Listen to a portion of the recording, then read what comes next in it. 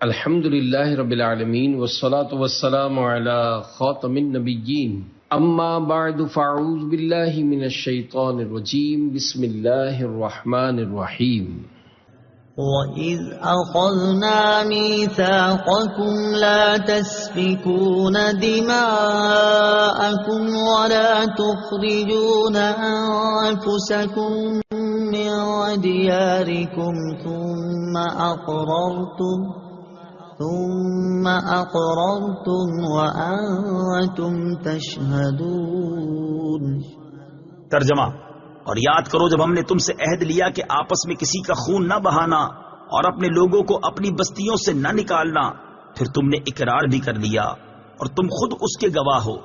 وَإِذْ أَخَذْنَا مِيثَاقَكُمْ، اور یاد کرو جب ہم نے تم سے عہد لیا، یعنی اے یہودیوں وہ وقت یاد کرو جب ہم نے تمہارے آباء و اجداد سے تورات میں یہ عہد لیا کہ تم آپس میں کسی کا خون نہ بہانا اور اپنے لوگوں کو اپنی بستیوں سے نہ نکالنا، پھر انہوں نے اس عہد کا اقرار کر لیا اور تم خود بھی اپنے آباء و اجداد کے اس اقرار کے گواہ ہو۔ ثم أنتم هؤلاء تقتلون أنفسكم وتخرجون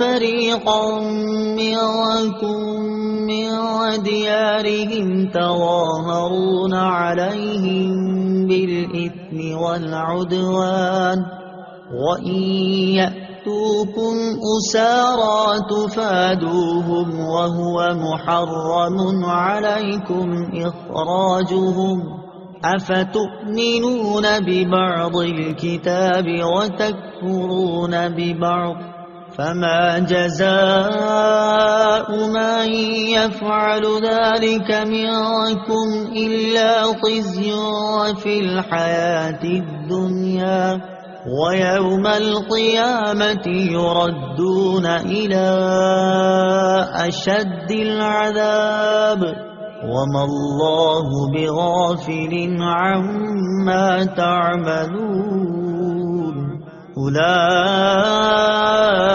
الذين اشتروا الحياة الدنيا بالآخرة فلا يخفف عنهم العذاب ولا هم ينصرون۔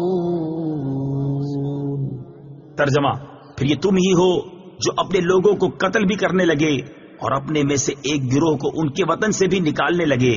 تم ان کے خلاف گناہ اور زیادتی کے کاموں میں مدد بھی کرتے ہو، اور اگر وہی قیدی ہو کر تمہارے پاس آئے تو معاوضہ دے کر انہیں چھڑا لیتے ہو، حالانکہ تمہارے اوپر تو ان کا نکالنا ہی حرام ہے۔ تو کیا تم اللہ کے بعض احکامات کو مانتے ہو اور بعض سے انکار کرتے ہو؟ تو جو تم میں ایسا کرے اس کا بدلہ دنیاوی زندگی میں ذلت و رسوائی کے سوا اور کیا ہے، اور قیامت کے دن انہیں شدید ترین عذاب کی طرف لوٹایا جائے گا۔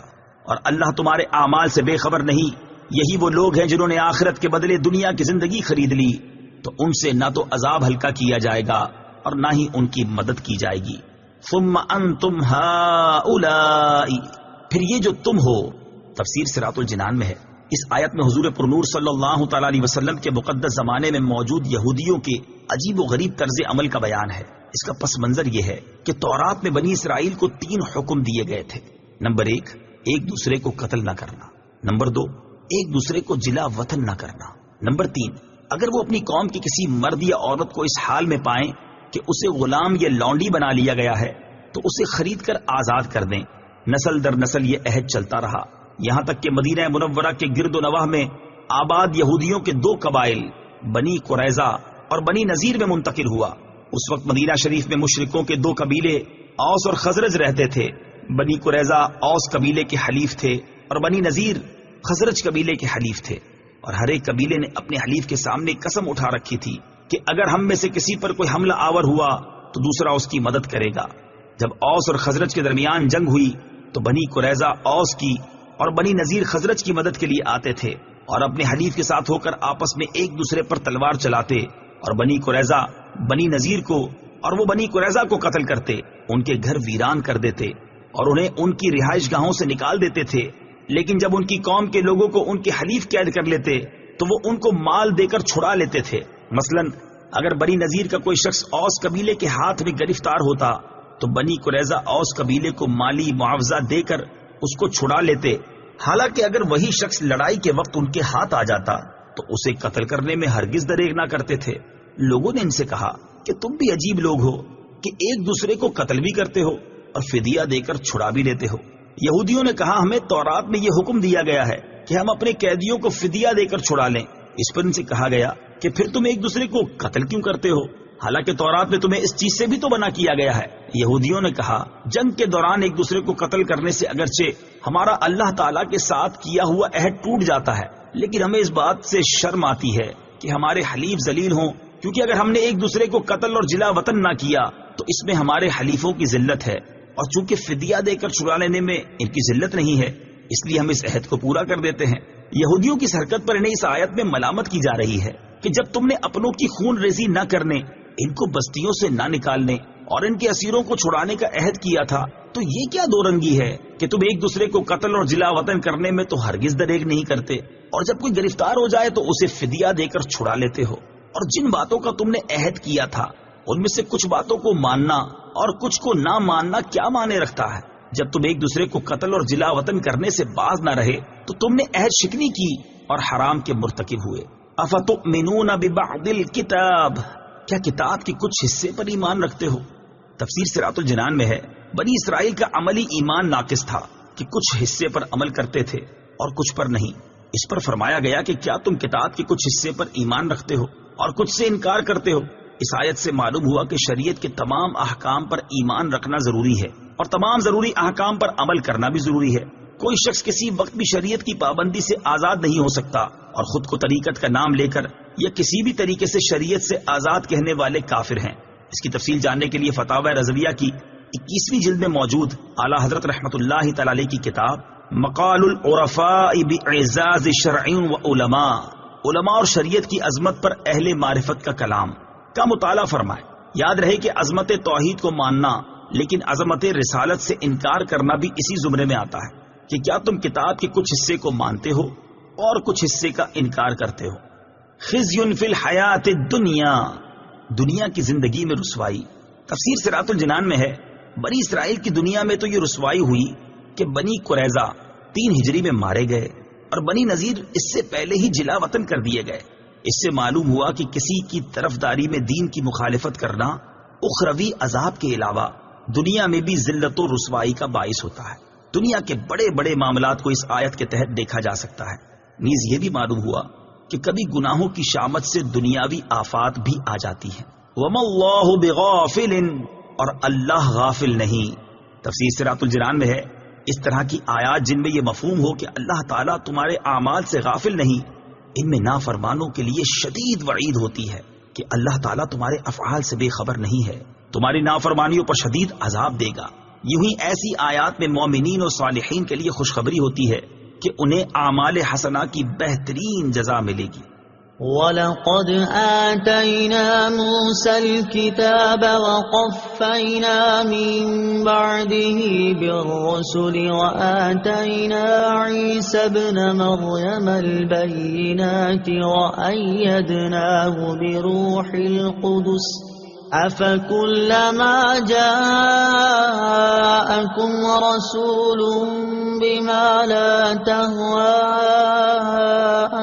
أَنفُسُكُمُ اسْتَكْبَرْتُمْ فَفَرِيقًا كَذَّبْتُمْ وَفَرِيقًا تَقْتُلُونَ۔ ترجمہ، اور بے شک ہم نے موسیٰ کو کتاب عطا کی اور اس کے بعد پے در پے رسول بھیجے، اور ہم نے عیسیٰ بن مریم کو کھلی نشانیاں عطا فرمائیں اور پاک روح کے ذریعے ان کی مدد کی۔ تو اے بنی اسرائیل، کیا تمہارا یہ معمول نہیں ہے کہ جب کبھی تمہارے پاس کوئی رسول ایسے احکام لے کر تشریف لایا جنہیں تمہارے دل پسند نہیں کرتے تھے تو تم تکبر کرتے تھے، پھر ان انبیاء میں سے ایک گروہ کو تم جھٹلاتے تھے اور ایک گروہ کو شہید کر دیتے تھے۔ وَلَقَدْ آتَيْنَا مُوسَى الْكِتَابَ، اور ہم نے موسیٰ کو کتاب دی۔ تفسیر صراط الجنان میں ہے یہاں سے بنی اسرائیل کو دی گئی مزید نعمتیں بیان کی جا رہی ہیں۔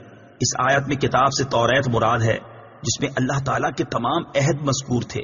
ان میں سب سے اہم عہد یہ تھے کہ ہر زمانے کے پیغمبروں کی اطاعت کرنا، ان پر ایمان لانا اور ان کی تعظیم و توقیر کرنا، جیسا کہ سورہ مائدہ آیت نمبر 21 میں مذکور ہے وَقَفَّيْنَا مِن بَعْدِهِ بِالرُّسُلِ، اور اس کے بعد پے در پے رسول بھیجے. تفسیر صراط الجنان میں ہے حضرت موسیٰ علیہ الصلوۃ والسلام کے زمانے سے حضرت عیسیٰ علیہ الصلوۃ والسلام تک متواتر انبیاء کرام علیہ الصلوۃ والسلام آتے رہے. ان کی تعداد 4000 بیان کی گئی ہے. یہ سب حضرات موسیٰ علیہ الصلوۃ والسلام کی شریعت کے محافظ اور اس کے احکام جاری کرنے والے تھے. اور چونکہ ہمارے آقا خاتم الانبیاء صلی اللہ تعالی علیہ وآلہ وسلم کے بعد نبوت کسی کو نہیں مل سکتی، اس لیے شریعت محمدیہ کی حفاظت و اشاعت کی خدمت علماء ربانی اور مجددین کو عطا ہوئی. آتینا عیسی ابن مریم البینات، عیسیٰ بن مریم کو ہم نے نشانیاں دی. ان نشانیوں سے مراد حضرت عیسیٰ علیہ الصلوۃ والسلام کے معجزات ہیں، جیسے مردوں کو زندہ کرنا، اندھوں اور برس والوں کو صحت دینا، پرندوں کی صورتوں میں جان ڈال دینا، غیب کی خبریں دینا وغیرہ، جیسا کہ سورہ آل عمران کی آیت نمبر 49 میں ہے. وَأَيَّدْنَاهُ بِرُوحِ الْقُدُسِ، اور پاک روح کے ذریعے اس کی مدد کی. روح القدس سے حضرت جبریل امین علیہ الصلوۃ والسلام مراد ہیں کہ وہ روحانی ہیں اور ایسی وحی لاتے ہیں جس سے دلوں کو حیات یعنی زندگی ملتی ہے. حضرت جبرائیل علیہ الصلوۃ والسلام کو حضرت عیسیٰ علیہ نبینا علیہ الصلوۃ والسلام کے ساتھ رہنے کا حکم تھا. حضرت عیسیٰ کے آسمان پر اٹھائے جانے تک حضرت جبرائیل علیہ الصلوۃ والسلام سفر و حضر میں کبھی آپ سے جدا نہ ہوئے، اور حضرت جبرائیل کی تائید حضرت عیسیٰ علیہ الصلوۃ والسلام کی بہت بڑی فضیلت ہے. حضور سید المرسلین صلی اللہ تعالی علیہ وسلم کے صدقے میں آپ صلی اللہ تعالی علیہ وسلم کے بعض امتیوں کو بھی روح القدس کی تائید میسر ہوئی. چنانچہ بخاری ابو داؤد کی حدیث میں ہے کہ حضرت حسان رضی اللہ تعالیٰ عنہ کے لیے ممبر بچھایا جاتا اور وہ نعت شریف پڑھتے. حضور پرنور صلی اللہ تعالیٰ علیہ وسلم ان کے لیے دعا فرماتے اللہم ایدہ بروح القدس، اے اللہ روح القدس کے ذریعے حسان کی مدد فرما. غیر خدا کا مدد کرنا شرک نہیں. اس تفسیر سے یہ بھی معلوم ہوا کہ غیر خدا کی مدد شرک نہیں.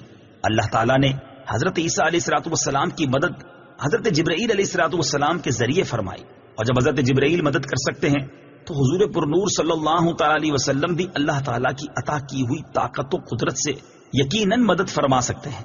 حضور اقدس صلی اللہ تعالی علیہ وآلہ وسلم کا اپنی ظاہری حیات مبارکہ میں مدد فرمانے کا تو کثیر احادیث میں ذکر ہے. البتہ ہم یہاں دو ایسے واقعات ذکر کرتے ہیں جن سے یہ ثابت ہوتا ہے کہ سرکار دو عالم صلی اللہ تعالی علیہ وآلہ وسلم نے اپنے وصال ظاہری کے بعد اپنی بارگاہ میں حاضر ہو کر فریاد کرنے والوں کی مدد فرمائی. مشہور محدثین امام ابو بکر بن مقری، ابو القاسم سلیمان بن احمد طبرانی اور امام ابو شیخ رحمت اللہ تعالی علیہم نے مزار پر انوار پر حاضر ہو کر بھوک کی فریاد کی تو رسول کریم صلی اللہ تعالی علیہ وسلم نے ایک علوی کے ذریعے انہیں کھانا بھجوایا، اور اس علوی نے کہا آپ لوگوں نے بارگاہ رسالت میں فریاد کی تھی تو مجھے خواب میں حضور اقدس صلی اللہ تعالی علیہ وآلہ وسلم کی زیارت ہوئی، اور حضور پرنور صلی اللہ تعالی علیہ وآلہ وسلم نے مجھے حکم فرمایا کہ میں آپ لوگوں تک کھانا پہنچا دوں. نمبر 2، ابو قاسم ثابت بن احمد بغدادی رحمت اللہ تعالی علیہ فرماتے ہیں میں نے تاجدار رسالت صلی اللہ تعالی علیہ وآلہ وسلم کے شہر اقدس مدینہ منورہ میں ایک شخص کو دیکھا کہ اس نے سرکار دو عالم صلی اللہ تعالی علیہ وآلہ وسلم کے روضہ انور کے قریب صبح کی اذان دی، اور جب اس نے الصلاۃ خیر من النوم کہا تو یہ سن کر مسجد نبوی کے خادموں سے ایک خادم آیا اور اس نے اسے تھپڑ مار دیا. وہ شخص رونے لگا اور اس نے فریاد کی یا رسول اللہ صلی اللہ تعالی علیہ وآلہ وسلم، آپ کی موجودگی میں اس شخص نے میرے ساتھ ایسا کیا ہے. اس کی فریاد جیسے ہی ختم ہوئی تو اس خادم پر فالج گرا اور لوگ اسے اٹھا کر اس کے گھر لے گئے. 3 دن بعد وہ خادم مر گیا.